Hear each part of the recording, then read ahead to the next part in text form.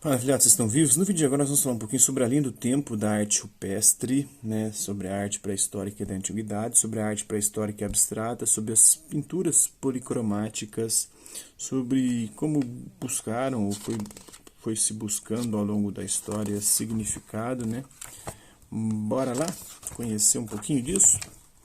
Então vamos começar pela linha do tempo, né? O Paleolítico Superior ou Aurignaciano, de 40.000 a 25.000 a.C. As primeiras pinturas rupestres, silhuetas de mãos e pontos vermelhos abstratos, mais tarde imagens primitivas estilizadas de animais e humanos. No Paleolítico Superior nós temos o Gravetiano, né, que durou de 25.000 a 20.000 a.C. Aí nós temos pinturas rupestres mais precisas e realistas, retratando predadores e grandes herbívoros. No Paleolítico Superior, temos o Solutreano, acho que foi de 20.000 a 15.000 a.C.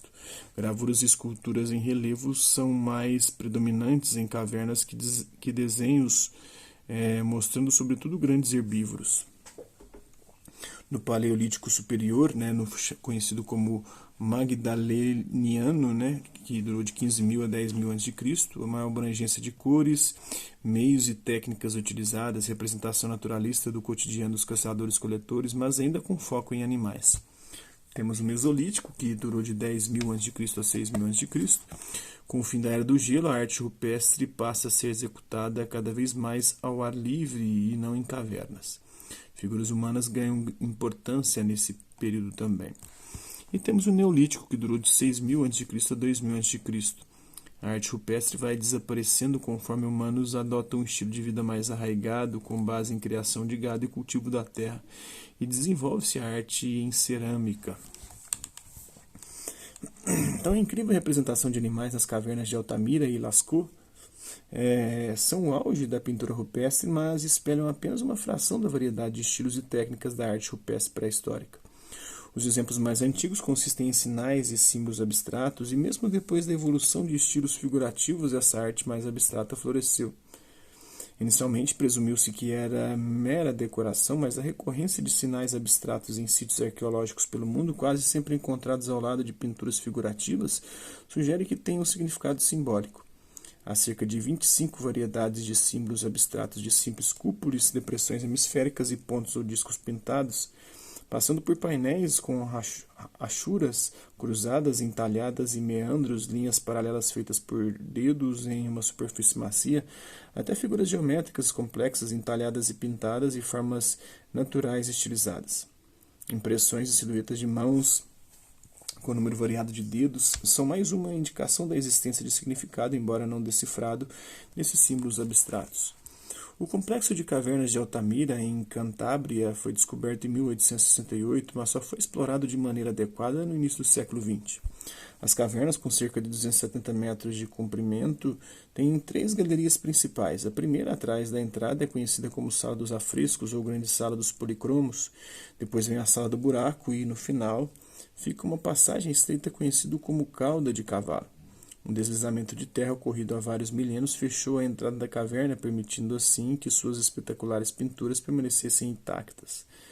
Originalmente, o espaço interior da caverna era utilizado para habitação humana.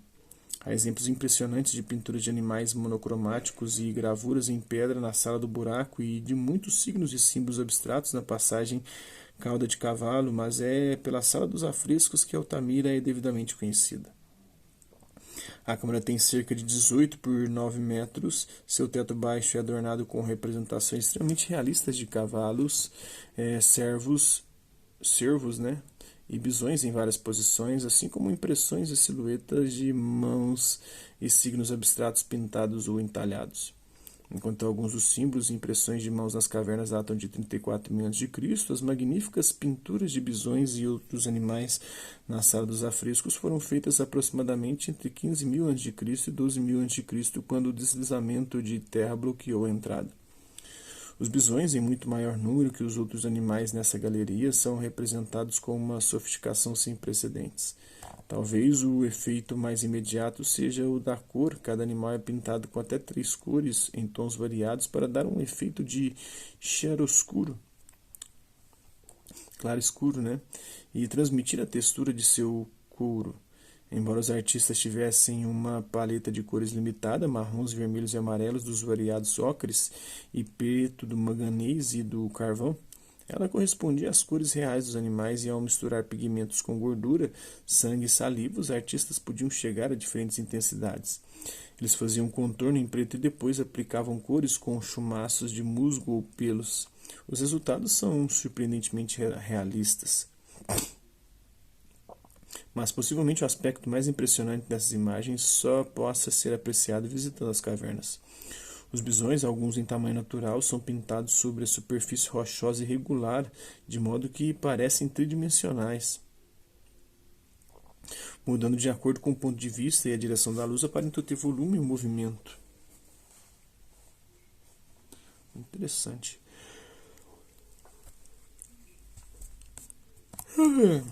O homem é uma criatura que vive em dois mundos, gravando nas paredes de sua caverna as maravilhas e as experiências de pesadelo de sua peregrinação espiritual, segundo Morris West, na obra Os Fantoches de Deus de 1981.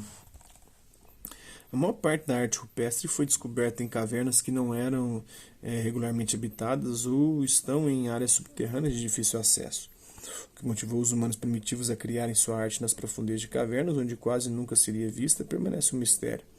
Alguns estudiosos sugerem que as imagens dos animais de caça serviam para convocá-los para a caçada, mas os animais das pinturas raramente correspondiam aos fragmentos de ossos encontrados nas cavernas. Em Altamira,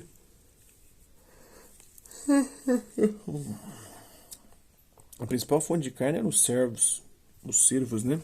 E não os bisões e os pintores de Lascaux. E os pintores de Lascaux, famosos pelas pinturas de cavalos, comiam renas. Hoje a ideia geral é de que as pinturas sejam abstratas ou figurativas, serviam a um propósito cerimonioso ou ritualístico e podem ter sido desenhadas por xamãs artistas. O fim da Era do Gelo, por volta do ano 10.000 a.C., marcou o final do período paleolítico. No Mesolítico, que o sucedeu, os habitantes das cavernas, caçadores, coletores nômades, desenvolveram um estilo de vida mais arraigado e as ocorrências de arte em cavernas diminuíram, substituídas por arte rupestre ao ar livre, na forma de gravuras e relevos, bem como por um maior interesse em arte portátil ou móvel, como esculturas, estatuetas e bijuterias. Tem o cervo vermelho na caverna de Altamira, tem tamanho natural. Sua barriga é pintada sob uma protuberância na rocha, usando os contornos da caverna para um efeito tridimensional. O bisão é desenhado com carvão. Então, assim, espero que vocês tenham gostado do vídeo. Quem curtiu, dá um like. Quem não curtiu, dá um dislike. Quem se interessar pelo conteúdo do canal, é só se inscrever, ativar o sininho, guardar os próximos vídeos e as próximas notificações. Deixe também seus comentários dizendo o que você tem achado dos vídeos e sugestões de temas e assuntos. Serão abordados em vídeos posteriores. Até a próxima.